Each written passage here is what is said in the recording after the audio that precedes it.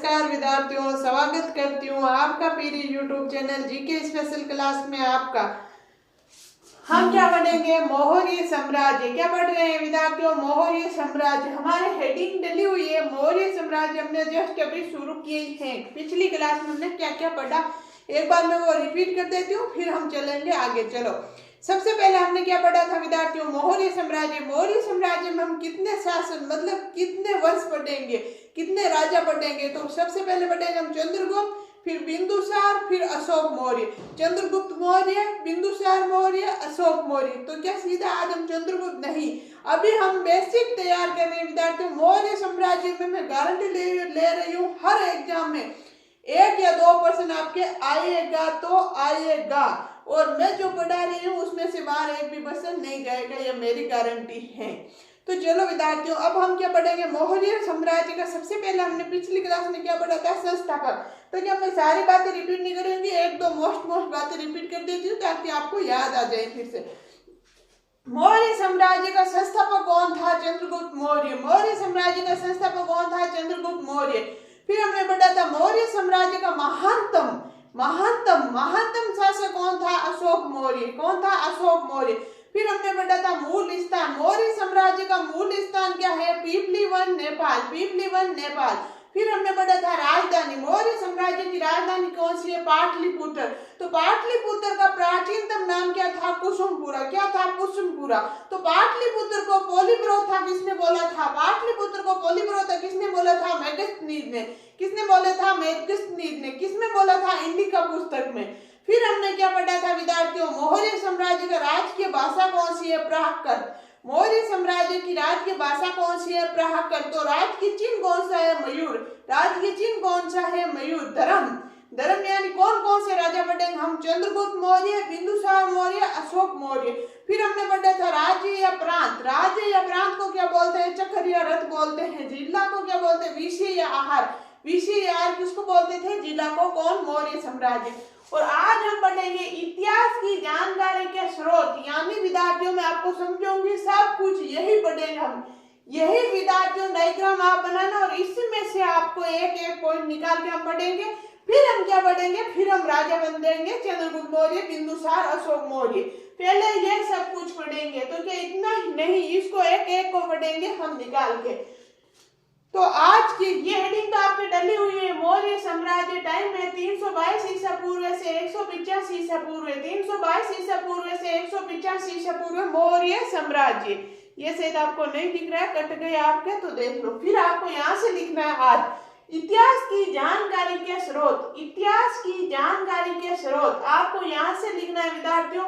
आपको एक ये हेडिंग लगानी है, इतिहास की जानकारी के स्रोत। एक तरफ लिखना है पुरातात्विक स्रोत, एक तरफ लिखना है साहित्यिक स्रोत। पुरातात्विक स्रोत क्या होता है? जैसे कि मार्तबांड है, अभिलेख है, सिक्के हैं, मेल है, पुरातात्विक पुरानी चीजों के बारे में। एक तरफ साहित्यिक स्रोत। साहित्यिक स्रोत यानी इनकी पुस्तक कौन है, उस पुस्तक के मतलब ये किसकी पुस्तक है, ये सब कुछ पढ़ेंगे हम साहित्यिक स्रोत में। पुरातात्विक स्रोत, साहित्यिक स्रोत। इतिहास की जानकारी के स्रोत पुरातात्विक स्रोत, साहित्यिक स्रोत। अब देखो पुरातात्विक स्रोत, अभिलेख, सिक्के, मृदबांड, महल। अभिलेख, सिक्के, मृदबांड, महल। अभिलेख, सिक्के, मृदबांड, महल। फिर हम क्या पढ़ेंगे? अभिलेख। अभिलेख में 4 चीजें: शिलालेख, स्तंभलेख, गुहलेख, ताम्रलेख। शिलालेख, स्तंभलेख, गुहलेख, ताम्रलेख। फिर शिलालेख को 2 भागों में बांटेंगे, वर्त या लघु।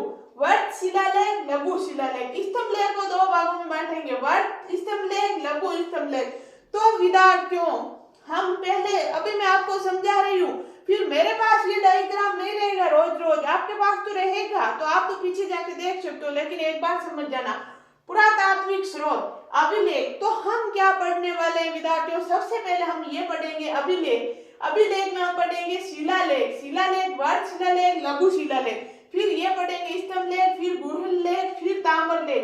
फिर हम फिर से यहाँ आएंगे ऊपर, फिर हम पढ़ेंगे सिक्के, मौर्य साम्राज्य के सिक्के। पहले अभिलेख, फिर मौर्य साम्राज्य के सिक्के, फिर मौर्य साम्राज्य के मृदबांड, फिर महल। उससे पहले विद्यार्थियों हम साहित्यिक स्रोत पढ़ेंगे। क्यों? क्योंकि साहित्यिक स्रोत में विद्यार्थियों कम आते हैं, तो पहले इसको पढ़ेंगे फिर इसको पढ़ेंगे। साहित्यिक स्रोत क्या है? देशी साहित्य, विदेशी साहित्य, देशी साहित्य, विदेशी साहित्य, देशी साहित्य, विदेशी साहित्य। एक तो हम देशी यानी हमारे देश के साहित्य कौन कौन से वो देखेंगे, एक हम विदेशी देखेंगे। देशी साहित्य में क्या क्या है?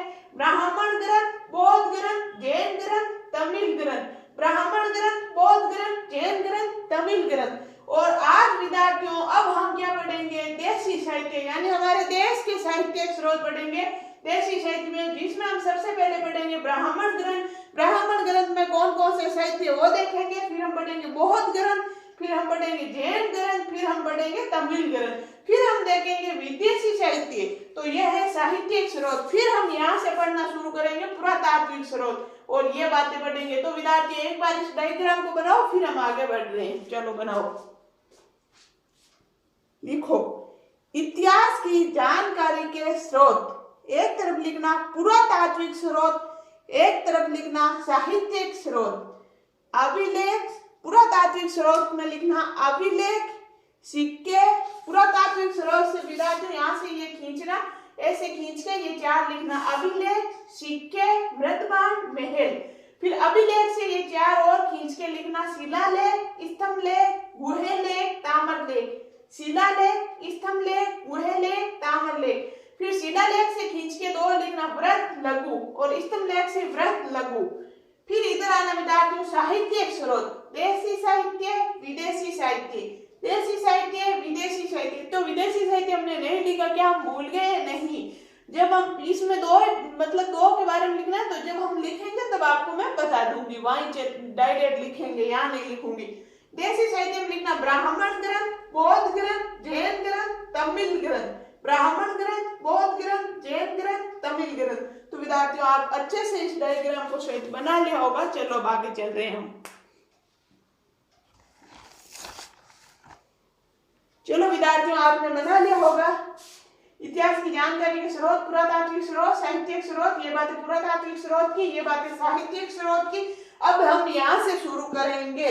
आपके प्रश्न आएगा यह क्यों छोड़ा, इसको बाद में पढ़ेंगे, आज हम यहाँ से शुरू करेंगे। अभी हमारी अब हमारे ये हेडिंग होगी साहित्यिक स्रोत। साहित्यिक स्रोत में हम पहले पढ़ेंगे देशी साहित्यिक स्रोत, ब्राह्मण, बौद्ध, जैन ग्रंथ, इन चारों को, फिर विदेशी पढ़ेंगे विद्यार्थियों। चलो मेरे ख्याल से विद्यार्थियों शायद आपको अच्छे से समझ में आ गया। इतना तोड़ के इतना खुल के कोई नहीं समझाता है जितना मैंने समझाया है विद्यार्थियों। तो शायद तक आपको मेरे ख्याल से अच्छे से आ गया। अब भी नहीं आया तो फिर आने वाला है ही नहीं। क्यों मैंने एक एक बात को खुल के दिखाया है आपको।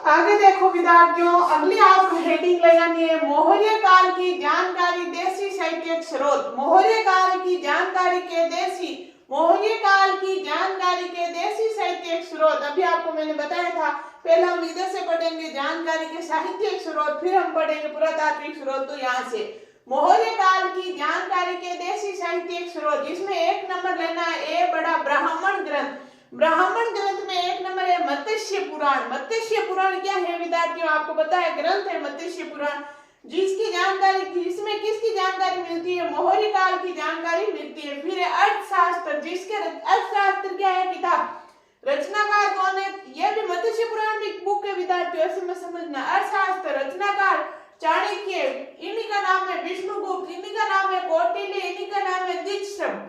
भाषा, अर्थशास्त्र की भाषा संस्कृत। खोज आर्य शर्मन शास्त्री ने। अधिकरण 15, प्रकरण 180। छठा अधिकरण में वर्णन राज्य के सर्पांक सिद्धांत का, राज्य के सर्पांक सिद्धांत का अधिकरण है छठा। तो विद्यार्थियों इसको लिखो, फिर इसी में अभी और बातें लिखेंगे हम। चलो लिखो, अगला पॉइंट लिखना है आपको, मौर्य काल की जानकारी के देशी साहित्यिक स्रोत। मौर्य काल की जानकारी के देशी साहित्यिक स्रोत, अगली हेडिंग है विद्यार्थियों ब्राह्मण ग्रंथ। ब्राह्मण ग्रंथ, मत्स्य पुराण, मौर्य काल की जानकारी। अर्थशास्त्र 2 नंबर, अर्थशास्त्र रचनाकार चाणक्य, विष्णुगुप्त, कौटिल्य, द्विज, ये इसी का नाम है विद्यार्थियों। भाषा संस्कृत। खोज आर्य शर्मन शास्त्री। अधिकरण 15, प्रकरण 180। छठा अधिकरण में वर्णन किसका है, प्रश्न ऐसा आएगा, निम्नलिखित में से अर्थशास्त्र के छठा अधिकरण में किसका वर्णन है, तो राज्य के सर्पांक का, राज्य के सर्पांक का, सर्पांक का सिद्धांत का। विद्यार्थी ये थोड़ा कठिन नाम है, ऐसे तो कठिन नहीं, कभी कभी हो जाता है ऐसे लेने में कठिन। सर्पांक सिद्धांत का। तो विद्यार्थियों इसको लिखो, फिर इसी में हम और लिखेंगे, शायद आपने लिख लिया होगा। चलो अभी अर्थशास्त्र की बातें और लिखनी है, लिख लेते हैं एक दो, फिर आगे चलेंगे।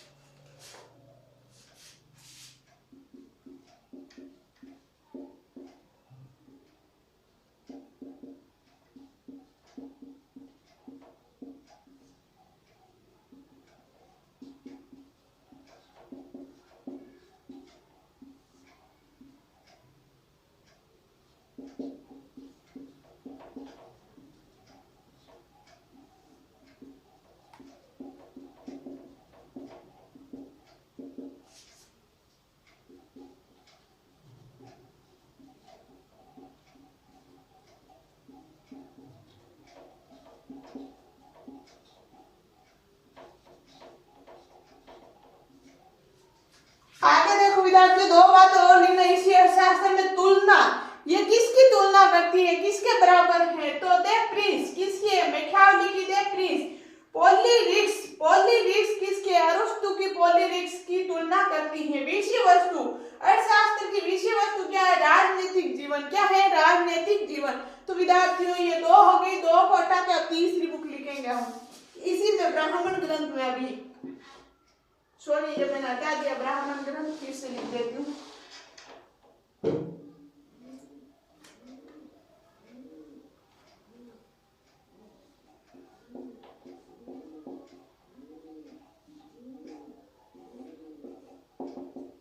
अब इसकी तीसरी बुक लिखेंगे हम, कौन सी है।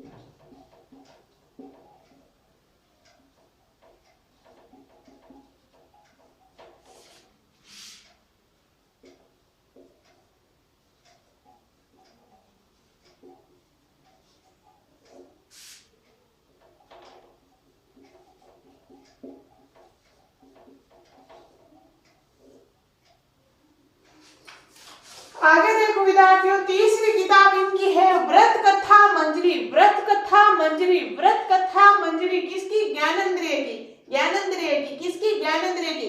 तो बीच में मैंने नोट्स लगा के लिखा व्रत कथा किसकी है विद्यार्थियों, इसमें फर्क है। व्रत कथा मंजरी, व्रत कथा, व्रत कथा कोश तीन तरह की होती है, तो आप कंफ्यूज हो जाओगे किसकी किसकी, इसलिए मैंने यहाँ नोट्स में साथ में लिखा है व्रत कथा किसकी है? गुणाढ्य की। किसकी? गुणाढ्य की।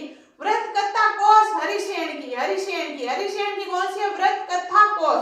और व्रत कथा गुणाढ्य की। और व्रत कथा मंजरी ज्ञानेंद्रिय की। किसकी? ज्ञानेंद्रिय की। तो अभी हमारे ब्राह्मण ग्रंथ में यह है व्रत कथा मंजरी ज्ञानेंद्रिय की। और 4 नंबर है कथा सरित सागर। कथा सरित सागर सोमदेव की।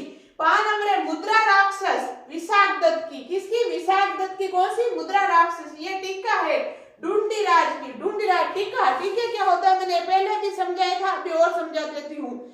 अब आप सोचोगे क्या ये बातें हमें पता नहीं है, बार बार क्यों टाइम खराब। तो विद्यार्थियों जो फर्स्ट बार तैयारी कर रहा है, जिसको नहीं पता हो, बाई चांस वो क्लास उसकी छूट गई हो, तो मैं यहाँ बता रही हूँ टीका क्या होता है विद्यार्थियों।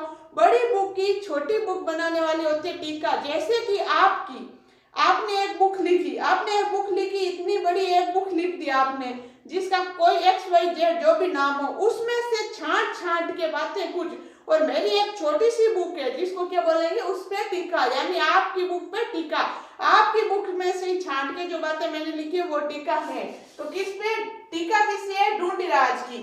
फिर है महाभाष्य पतंजलि की। महाभाष्य पतंजलि की। तो ये विद्यार्थियों 4-5 बुक और लिख लो, फिर हम आगे चल रहे हैं। चलो लिखो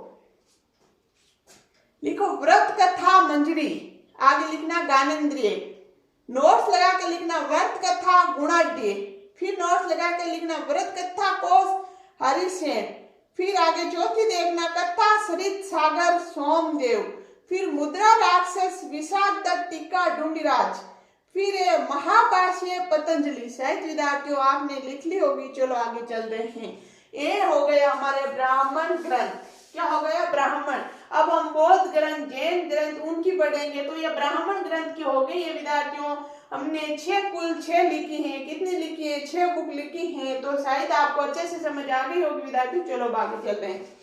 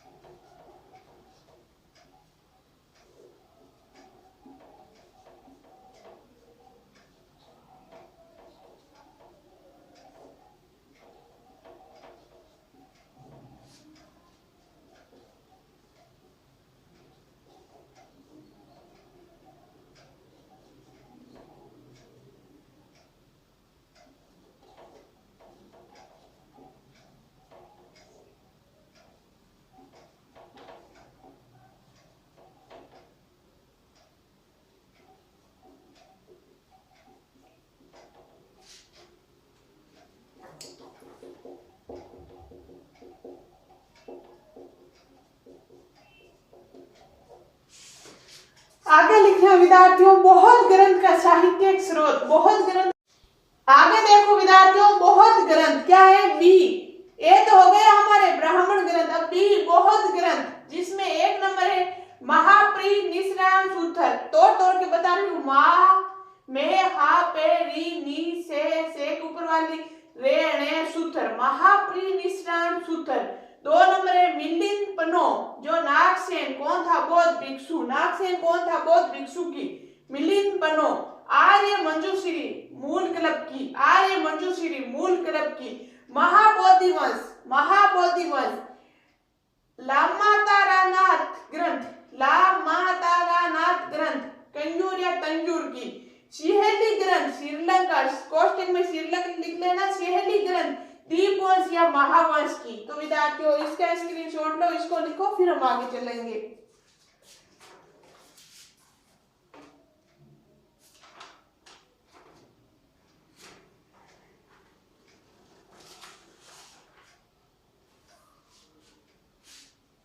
लिख लिया होगा विद्यार्थियों आपने, एक बार मैं बोल देती हूँ, लिखना बी लगा के बौद्ध ग्रंथ, 1 नंबर लिखना महा। तो विद्यार्थियों आज के लिए इतना ही, बाकी पढ़ेंगे हम